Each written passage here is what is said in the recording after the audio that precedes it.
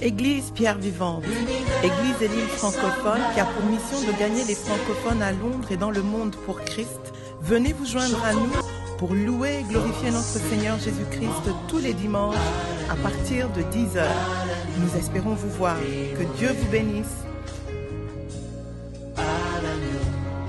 Amen. Dieu est fidèle au nom de Jésus. Dieu est fidèle au nom de Jésus. Dans les temps difficiles, même si tu n'as rien à dire, le fait de dire que Dieu est fidèle, ça dégage l'atmosphère. Le fait de dire, Seigneur, je te fais confiance, ça dégage l'atmosphère. Au nom de Jésus, le titre de mon message de ce matin, c'est « Déchargez-vous sur lui de tous vos soucis, car lui-même prend soin de vous. » Amen. Déchargez-vous sur lui de tous vos soucis. C'est dans 1 Pierre 5, 7. Si on peut lire. 1 Pierre chapitre 5, verset 7.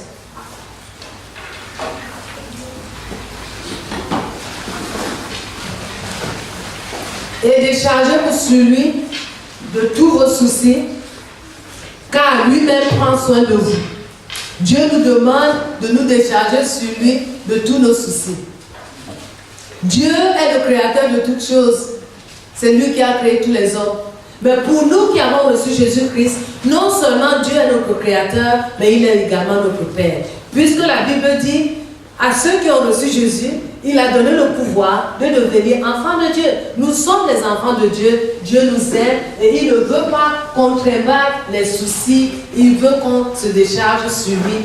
Pourquoi? Parce qu'il prend soin de nous. Est-ce que tu y crois? Amen. Alors pourquoi tu t'inquiètes? Tu as prié, tu as jeûné, tu continues à prier, tu continues de mener une vie de jeûne et de prière. La seule chose qu'il te reste à faire, que tu n'as pas encore fait, c'est de te décharger sur le Seigneur de tous tes soucis. Alléluia. Parce que Éphésiens 6, 13 dit, tenir ferme après avoir tout surmonté. Quand tu as tout fait, tiens ferme, remets les soucis au Seigneur. Et Philippiens 4, 6 dit, ne vous inquiétez de rien, mais en toute chose, faites connaître vos besoins à Dieu, par des prières, des supplications, avec des actions de grâce, et la paix de Dieu qui surpasse toutes choses, remplira notre cœur en Jésus-Christ. Lorsqu'on donne les soucis au Seigneur, nous recevons la paix. Notre Dieu est fidèle. Et la paix est très très importante. Les gens paieront des millions pour avoir la paix. Au nom de Jésus. Alléluia. Dieu ne peut pas prendre soin de nous si on ne lui donne pas nos soucis. Si je dis maintenant, disons que Christelle est Dieu, je dis ma Bible est déchirée, j'ai besoin, je voudrais que tu ne la répares. Et je prie, je dis ok Seigneur, répare ma Bible, il y a telle situation.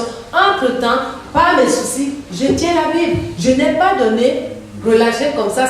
Quand je remets au Seigneur, qui peut la fixer? Mais si je la retire par mes soucis et mes inquiétudes, j'ai prié, j'ai fait juste un exercice spirituel, mais je n'ai pas vraiment prié. La prière, c'est quand tu as fini, tu remets la situation au Seigneur et tu remets les soucis, les inquiétudes, l'angoisse à Dieu. C'est ce que le Seigneur nous dit ce matin. Alléluia. Le mot déchargé est Samson. En grec, veut dire épirito. Épirito, ça a deux mots. Épi veut dire déposer sur quelque chose. Et rito veut dire vraiment avec force, placer, lancer des choses avec force, jeter avec force. Le Seigneur nous dit, ça demande la force, ça demande l'action. Dimanche dernier, le pasteur a dit, la foi sans les œuvres est une foi morte. Nous devons volontairement et avec force dire aux soucis, je les place devant le Seigneur. Chaque jour, ça va venir, c'est un exercice quotidien. Quand les soucis viennent, que j'ai fini de prier, il y a des cas de maladie et autre chose, les gens pour lesquels tu intercèdes, ou ci ou ça, je dis, je refuse de me soucier de ça. Le Seigneur veut qu'on soit sans souci. Sans souci, il ne veut pas qu'on soit insouciant. Il y a une différence entre vivre sans souci et être insouciant. Vous comprenez la différence que les Français disent à moi. Vivre sans souci, ne pas porter les fardeaux, l'inquiétude, l'angoisse qui donne les alarmes, ton cœur bat, alors que la chose n'est même pas vraie.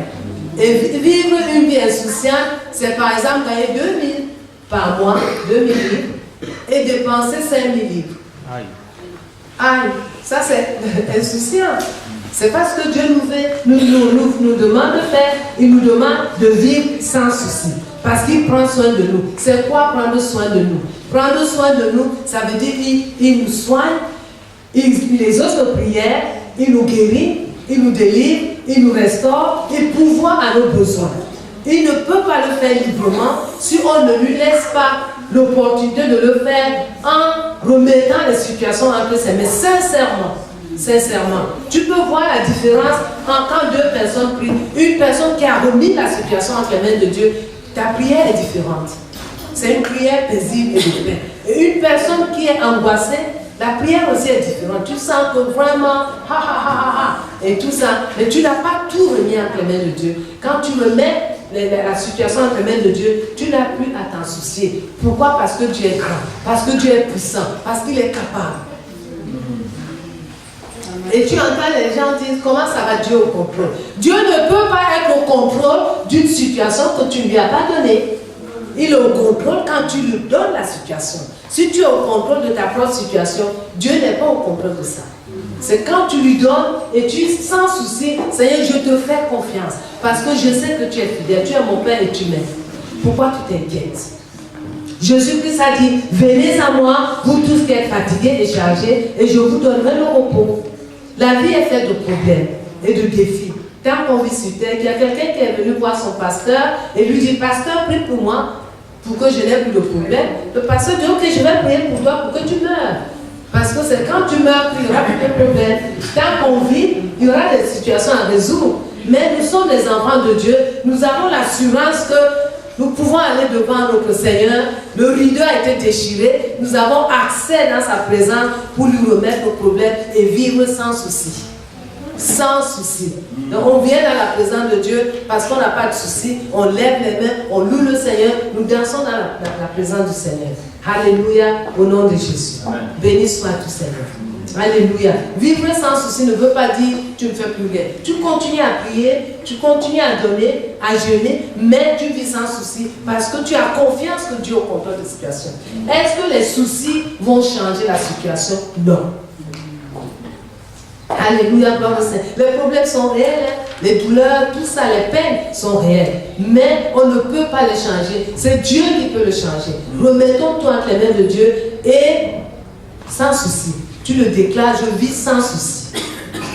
Alléluia, gloire au Seigneur. Qu'est-ce que tu peux faire si tu as acheté une maison et tu es menacé qu'on va prendre ta maison parce que tu n'as pas respecté les échéances de paiement? Qu'est-ce que tu peux faire alors que tu es malade ou un parent ou un enfant et les médecins même ne trouvent pas la solution parce que leurs connaissances sont limitées? Ils soignent, mais ultimement, c'est Dieu qui guérit. Alléluia, c'est Dieu qui guérit. Tu sais, ils soignent, ils vont faire des opérations chirurgicales, mais c'est notre Dieu qui guérit. Amen. Alléluia, gloire au Seigneur. Qu'est-ce que tu peux faire dans des cas de chômage prolongé, un chômage qui ne se justifie pas? Si tu ne remets pas la chose entre les mains de Dieu et tu commences à te soucier. Qu'est-ce que tu peux faire quand tes prières tardent à être exaucées? Qu'est-ce que tu peux faire devant une pile de factures et de dettes? Qu'est-ce que tu peux faire? Si tu ne remets pas la situation entre les mains de Dieu et sincèrement et dire je refuse de m'inquiéter. Le Seigneur savait que si on vit par les soucis vont nous écraser. C'est pour ça qu'il nous a dit continuez votre vie et remettez-moi les situations, ne vous en inquiétez pas. Qu'est-ce qu'on peut faire? Quand tu as prié et Dieu t'a donné un mari et une femme, le jour même de noces, tu commences à dire que non, c'est pas la femme que tu voulais ou l'homme que tu voulais. Et dans la maison, tu te rends compte que tu avais eu un idéal et c'est pas ce que tu as, mais tu as prié, c'est ce que Dieu t'a donné. Tu ne vas pas vivre avec les soucis, tu pries et tu remets. Il y a un monsieur qui a épousé une femme parce que la femme avait une très très belle voix et elle je vais raconter l'histoire. Elle avait une belle voix et tout le monde est belle, hein. Toutes les femmes sont belles maintenant, avec le maquillage et les cheveux longs. Et donc elle était toujours comme ça. Ils se sont mariés le jour de... Parce que c'est des chrétiens, les chrétiens se marient Sans se connaître. Et donc ils se sont mariés. Et le jour des noces, le matin, quand il s'est levé, la perruque n'était pas sur la tête.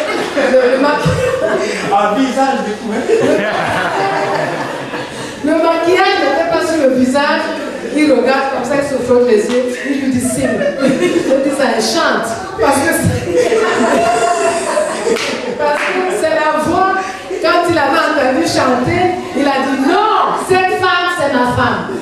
Et cette voix-là, il voulait l'entendre pour que l'amour revienne à son cœur. Il a dit signe. Et donc, est-ce qu'elle va chanter toute sa vie maintenant qu'elle se verra?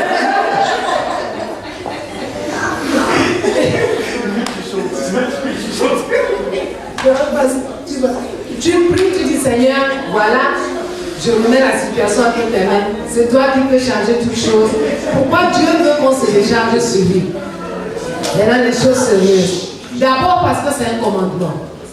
Dieu a dit, on obéit. Décharge-toi sur moi de tous tes soucis. Il ne s'est pas arrêté là, il dit, car je prends soin de toi. Il a dit tous tes soucis. Il n'a pas dit les soucis financiers. Il n'a pas dit, donne-moi les soucis financiers, garde les soucis de famille. Il a dit tous les TOUS, tous tes soucis. Alléluia. Pourquoi nous devons nous décharger sur Dieu? Pourquoi Dieu le demande? Parce qu'il nous aime, parce qu'il est notre Père. Pourquoi nous devons nous décharger sur Dieu? Parce qu'il est capable. Nous déchargeons sur lui de tous nos soucis parce qu'on lui fait confiance. La Bible dit dans Isaïe 59, verset 1, non, la main de l'Éternel n'est pas trop courte, ni son oreille trop dure pour entendre. Tu dois regarder l'heure. Pourquoi nous décharger sur Dieu? Parce que la Bible dit dans Luc 1,37, avec Dieu, rien n'est impossible. Ce qui est impossible aux hommes est possible à Dieu. Donc quand tu remets la situation entre les mains de Dieu, tu ne t'inquiètes plus, tu ne te soucies pas. La raison pour laquelle on se soucie, c'est parce qu'on ne croit pas vraiment au fond de nous-mêmes que Dieu est capable de faire la chose. Le jour où tu remets sincèrement une situation entre les mains de Dieu, tu verras ce que Dieu va faire. Il y a un monsieur qui est, quand j'étudiais ce message, j'ai lu le témoignage d'un monsieur, il était évangéliste. Et on l'avait invité, il était évangéliste itinérant, il n'avait pas d'église. On l'invitait dans les églises pour amener le réveil et tout. Et donc là, on l'a invité pour environ 3 mois. Il avait déjà fait 1 mois, il jeûnait, pas tous les jours, toutes les semaines, et il priait, il jeûnait, il priait. Et le culte se faisait le matin, le soir, le service de réveil. Le réveil vient, il n'y avait personne. Même les membres de l'église ne venaient pas. Et encore moins les âmes à sauver. L'église lui payait l'hôtel et lui donnait un salaire. C'était aux États-Unis. Et il priait, il était angoissé, il était vraiment, mais Seigneur, qu'est-ce qui se passe? Des prières d'angoisse. Dieu veut qu'on fasse des prières de foi et non des prières d'angoisse. Alléluia, gloire au Seigneur. Et donc, un jour, il n'en pouvait plus. Il avait perdu du poids, il s'est mis à genoux devant Dieu, il a dit, voilà, je remets le réveil entre tes mains. Et je refuse à partir de ce jour de m'en soucier. C'est toi qui m'as envoyé, c'est toi qui m'as oint. Avant de venir, j'ai prié, j'ai reçu ton feu vert. Alors tout ce qui se passe, tu prends le contrôle de tout. Amen. Tu sais que le gars, l'angoisse est partie, il était libéré. Tu sais que l'angoisse et la peur et les soucis bloquent l'écoulement de l'onction. Ce jour-là, la salle n'était pas pleine à 100%, mais il y avait une différence. Les gens étaient venus et depuis ce jour, jusqu'à la fin de son séjour, le réveil a éclaté. Les âmes, l'église était devenue grande, la joie, les guérisons, les délivrances, parce qu'il a remis. Si Dieu n'apporte pas le réveil, nous sommes que des instruments, nous ne pouvons rien faire. Alléluia. Si le Seigneur le bâtit, ceux qui bâtissent s'en vont. Alléluia, gloire au Seigneur. Pourquoi Dieu nous demande de nous décharger sur lui? Parce que il est fidèle. 2 Timothée 2,13 dit quoi? Quand bien même, si nous sommes infidèles, la Bible dit, si nous sommes infidèles, il demeure fidèle. Parce qu'il ne peut pas se renier. Parce que la nature de Dieu, c'est d'être fidèle. Il est fidèle, c'est son nom. Jéhovah El Anéman. Il est fidèle. Il tient ses promesses. Alléluia. Pourquoi devons-nous nous décharger sur le Seigneur? Parce que les soucis et les inquiétudes, c'est le péché. Ça bloque la main de Dieu. Dieu ne peut pas agir librement lorsque nous sommes angoissés, nous sommes dans les soucis. Alléluia. La Bible dit dans Psaume 46, 11, arrêtez et sachez que je suis Dieu. Je domine sur les nations, je domine sur la terre. Pourquoi devons-nous nous décharger sur Dieu? Parce que nos soucis, nous devons nous décharger de nos soucis sur le Seigneur, parce que nos soucis ne peuvent rien changer. Si cette chaise est noire et je prie pour qu'elle devienne blanche, que je me soucie, je m'inquiète, elle ne deviendra jamais blanche à cause de mes soucis. Elle deviendra blanche quand je la remets à Dieu et faire confiance au Seigneur que lui seul peut changer cette chaise. Amen. Alléluia, gloire au Seigneur. On le dit mentalement, mais ça reste là. Il faut que ça entre dans notre cœur, qu'on croit fermement que Dieu est capable. Notre Dieu est capable. Alléluia, gloire au Seigneur. Dieu est capable. Luc 12, 24, 26. Luc chapitre 12, verset 24 à 26. La Bible dit, considérez les corbeaux. Ils ne sèment ni ne moissonnent. Ils n'ont ni cellier ni grenier. Et qu'est-ce que Dieu fait d'eux? Et Dieu les nourrit. Combien ne valez-vous pas plus que les oiseaux? Qui de vous, par ses inquiétudes, ses angoisses, ses soucis, ses peurs, peut ajouter une coudée à la durée de sa vie? Si donc, vous ne pouvez même pas la moindre chose, pourquoi vous inquiétez-vous du reste? Waouh! Pourquoi Dieu nous demande-t-il de nous décharger sur lui de tous nos soucis? Parce que nous reconnaissons par là que Dieu est grand et nous sommes petits. Dieu est grand. Je vous ai raconté le témoignage de mon cousin. Enfin, cousin, c'est le frère d'une amie, on est presque comme famille. Les médecins, il était au pays, les médecins ont dit qu'il ne peut pas avoir d'enfant. Sa femme, entre guillemets, avait des problèmes mineurs. Mais lui, ses spermatozoïdes étaient morts. Il est parti en France, il est parti dans le pays où il n'est pas en France. Je ne vais pas dire parce que les gens regardent là. On lui a dit la même chose, que vraiment, il faut qu'ils adoptent. Et il a commencé à entreprendre la procédure d'adoption. Et vous savez qu'aujourd'hui, ils ont un enfant. Sa femme a accouché. Dieu est le Dieu des miracles. Amen.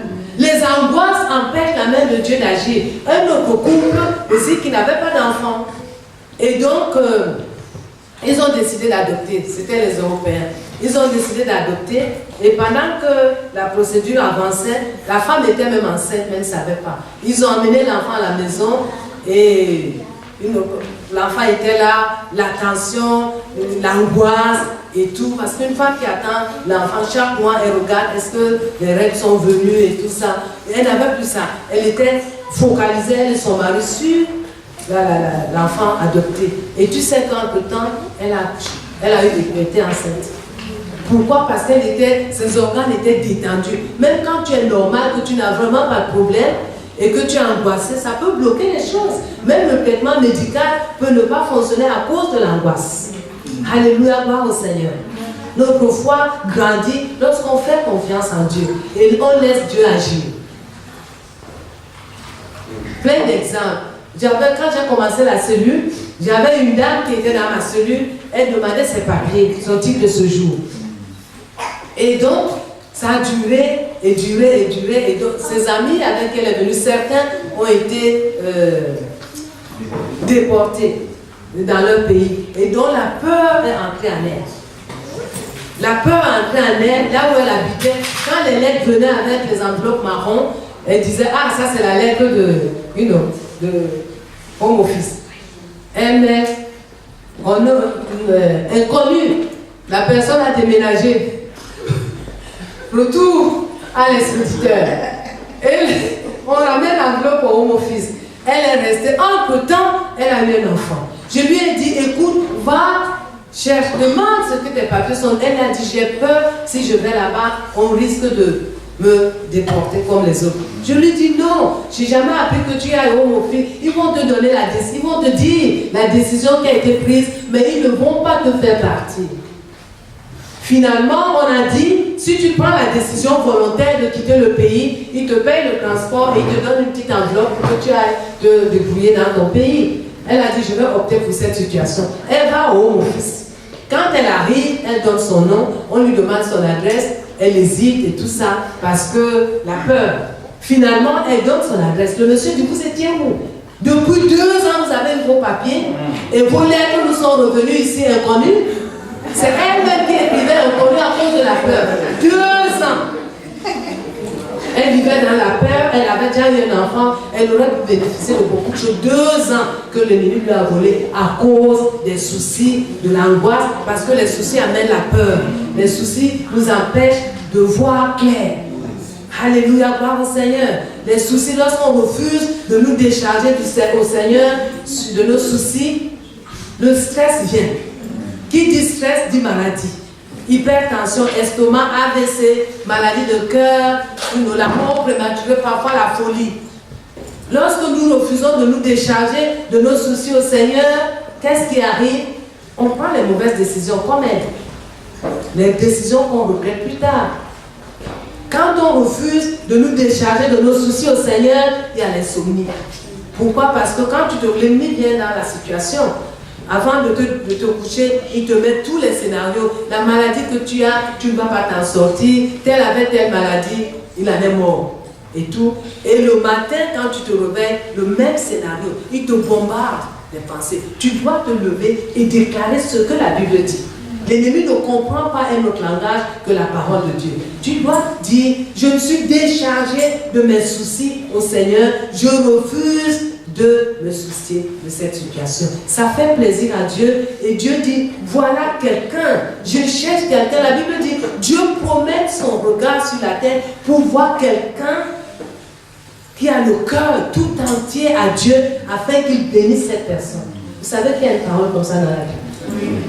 Et quand tu te débarrasses des soucis, c'est que ton cœur est tout entier à Dieu, confiant que ce que tu as demandé à Dieu, il va le faire. Parce que tes soucis ne peuvent absolument rien changer. Ça fait du mal plus que de bien. Ça met la dépression, la peur, le doute, l'incrédulité, les accidents. Les gens, tu peux voir les gens qui sont dans les soucis, traversent la rue, ne regardent pas. 1, 2, la voiture l'écrase. Ou bien toi-même tu es en train de conduire, tu es là physiquement dans la voiture, mais tes pensées sont dans la situation, dans la maison qui va être possédée, dans la maladie d'un parent et tout. Et avant que tu le saches, tu connais quelqu'un. La Bible dit dans le psaume 55, verset 23, remets ton sort à l'Éternel et il te soutiendra. Il ne laissera jamais chanceler le juste. Qui est juste? C'est toi et moi. Nous qui avons donné nos vies au Seigneur, c'est nous qui sommes justes. Puisque la Bible dit que Jésus-Christ qui n'a point commis de péché, Dieu l'a fait devenir péché pour nous, afin que nous soyons justice de Dieu. Nous devenions justice de Dieu. Nous sommes justes. Nous sommes des saints. Hein? Ou bien? Nous sommes des saints. Nous sommes des justes. Alléluia.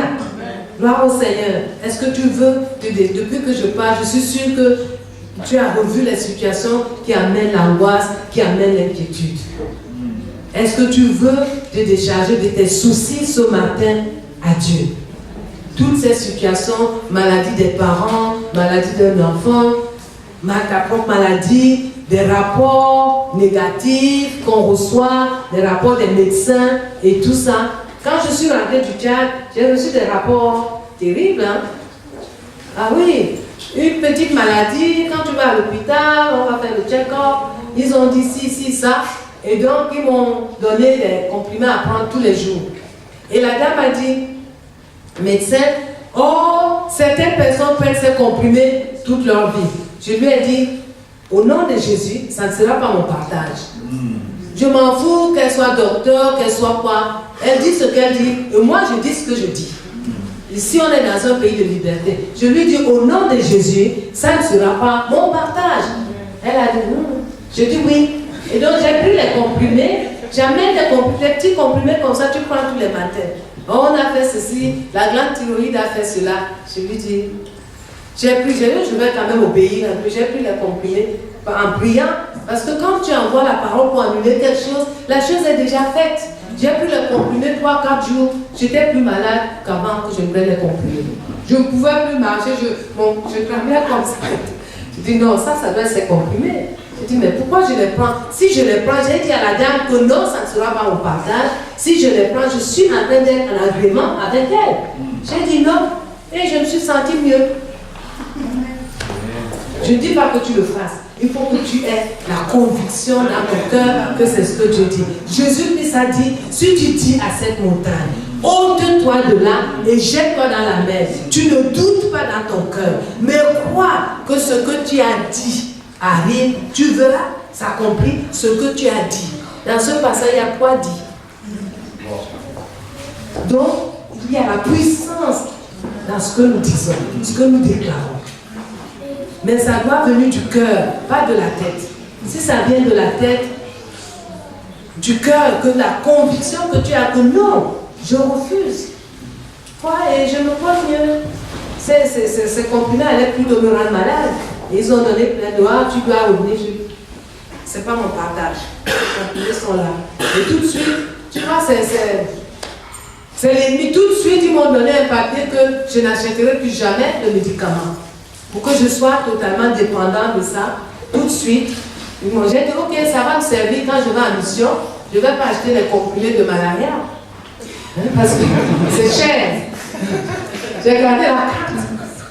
Donc Dieu est fidèle. Est-ce que tu entends, est-ce que tu comprends la situation qui t'angoisse? Remets-la sincèrement à Dieu, arrête les angoisses, parce que les angoisses, les soucis ne peuvent pas te faire obtenir ce que tu veux. Tu peux faire confiance en Dieu. Pourquoi nous faisons plus confiance aux médecins, aux gens de home office, aux gens de counsel, plus qu'à Dieu qui détient leur cœur? La Bible dit le cœur de tout homme est entre les mains de Dieu. Regardez cette soeur qui a perdu 2 ans, elle-même elle écrivait sur l'enveloppe ne n'habite plus. Alors que c'était sa personne qui était dans l'enveloppe. 2 ans. Elle m'a appelé du home office en pleurant. Je me suis dit, ça y est, on est en train de la déporter. Mais c'était des larmes de joie. 2019, des larmes de souffrance vont être transformées en larmes de joie. C'est 2010. Ces larmes de joie, c'était des larmes de joie. C'était pas des... Elle pleurait. Je disais, calme-toi. Ah, Tata Alice, on m'a donné... Je dis, viens à la maison. Alors, elle m'a raconté toute l'histoire. Malheureusement, on ne peut pas lui faire tout ce qu'elle a perdu, lui donner ça 2 ans, c'est perdu. C'est ça ce que l'angoisse fait. Les soucis, l'inquiétude, on perd la concentration. On ne peut pas rester tranquille, être style dans la présence de Dieu et écouter ce que Dieu dit. Parce qu'on écoute, au lieu qu'on se confie en Dieu, on donne nos soucis à nos amis. Tu n'as pas remarqué que quand tu vas dire tes soucis à ton ami, elle-même, elle en a plus. Elle attend impatiemment que tu arrêtes. Parfois, elle interrompt. Elle dit, moi aussi. Et donc, vous êtes là. L'un interrompt l'autre. Parce qu'elle ne peut pas porter tes soucis. Elle ne peut pas porter ses propres soucis. Et il ou elle ne peut pas porter tes tiens. C'est Dieu qui a les épaules larges. C'est Dieu qui est le plus fort. C'est Dieu qui est le plus puissant. C'est lui seul qui peut nous aider. Ce n'est pas quelqu'un. Je ne dis pas qu'il ne faut pas aller se confier au pasteur ou à ton responsable de cellule. Mais en le faisant, sache ultimement que c'est Dieu seul qui peut t'aider. C'est Dieu, ce n'est pas un médecin. C'est Dieu seul qui peut t'aider. C'est Dieu seul qui a la solution. De tout. Tu as vu ce serviteur de Dieu qui voulait le réveil. Et quand il a remis la chose entre les mains de Dieu, il dit que le réveil a éclaté. L'angoisse empêche la main de Dieu d'agir. Parce que quand on est angoissé, on prie. Nous sommes vraiment des gens qui prient. À pierre vivante, en tout cas, les gens prient. J'ai vu pendant 40 jours de jeûne, 22 heures, les gens priaient. On a reçu des paroles. Est-ce que tu as écrit ces paroles pour prier sur ces paroles? L'une des paroles qu'on a reçues, c'est que des gens se mettent en travers de ce que Dieu veut faire. Dans leur propre vie, ils sont leur propre obstacle. À cause des angoisses, à cause de la peur, à cause des doutes, la peur du lendemain. L'ennemi te met des scénarios des gens qui ont eu cette situation, ils sont morts, il y a eu ceci, et toi tu penses que tu vas t'en sortir, tu lui dis oui, je vais m'en sortir, je me décharge sur le Seigneur, et il prend soin de moi. Dieu prend soin de toi, ça veut dire la chose que tu lui as confiée, la situation que tu lui as confiée, il est assez grand, il est assez puissant pour la mener à l'accomplissement. La Bible dit la prophétie est écrite, attends-la, si elle tarde, elle va s'accomplir, elle s'accomplira certainement. Dieu veut que tu sois heureux. La Bible dit la joie du Seigneur est notre force. Quand tu as des soucis, tu ne peux pas être dans la joie. Tu es triste et ça rend la situation pire. Alors sois dans la joie et dis Seigneur, je sais que tu es au contrôle. Alléluia. Amen. Tu as besoin de grâce. C'est un exercice quotidien. Parce que l'ennemi, on a un ennemi qui va s'acharner sur tes pensées. Depuis que tu pries, les médecins ont dit ça. L'autre a eu ça. Il est mort. Ce n'est pas ton partage. Donc, un exercice quotidien. Comment on se décharge sur le Seigneur? D'abord par la repentance. Dis Seigneur, pardonne-moi de m'être soucié des choses que toi seul peux résoudre. Pardonne-moi. Après, tu ouvres ta bouche, tu pries. À partir de ce jour, le 20 janvier 2019, je refuse de me soucier de cette situation. Les soucis sont toujours attachés aux situations. Quelle est la situation? Je refuse de m'en soucier. Je m'en suis soucié pendant tel nombre d'années, tel nombre de mois, et rien n'a changé. Maintenant, Seigneur, je choisis de te faire confiance et refuse de porter des bagages de soucis. Tu sais, les soucis, c'est par spirituellement, c'est comme des décharges, des sacs à dos. Tu en as sur le dos, tu en as sur la tête, tu en as sur les épaules, et tu ne peux pas lever la tête. Ça va, oui, ça va, Dieu au contrôle. Il n'est pas au contrôle. Il sera au contrôle quand tu vas te décharger de tous ces soucis et tu vas les lui donner. Alors, tu peux dire avec foi, Dieu est au contrôle. Amen. Alléluia. Amen. Dieu est au contrôle. Alléluia. Gloire au Seigneur. On va se lever et prier.